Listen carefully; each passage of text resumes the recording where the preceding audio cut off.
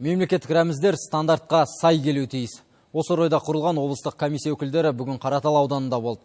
Өңірдегі мемлекеттік мекемелердегі рәміздердің орналасу тәртібі мен стандарттық талаптардың сақталуын тексерді. Ғимарат сыртында тұрған рәміздердің жарықтандырылу мәселесіне де назар аударды.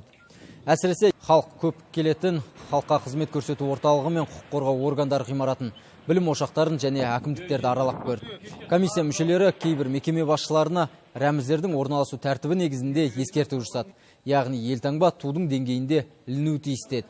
Жалпы тексеруші тарап бұл жолы жазалау үшін емес, қайта көмектесуге келгенін айтады. Сондықтан мемлекеттік рәміздер туралы заң талаптарының өзгерістері жөнінде де түсіндіру жұмыстарын жүргізді. Өйткені ескі үлгідегі елтаңба 1 шілдеге дейін ғана қолданылады. Ал ол уақытқа шейін барлығында жаңасы ілінуі тиіс. Өте қуантатын жағдай. Бүгінгі ол ауданның барлық ғимараттарында, ғимараттың сыртында қалай орналасу туларының стандартқа сәйкестілігі бәрі байқалады. Ауданның ішкі саясатының жұмысы білініп отыр. Айтатындай кемшілік байқалған жоқ.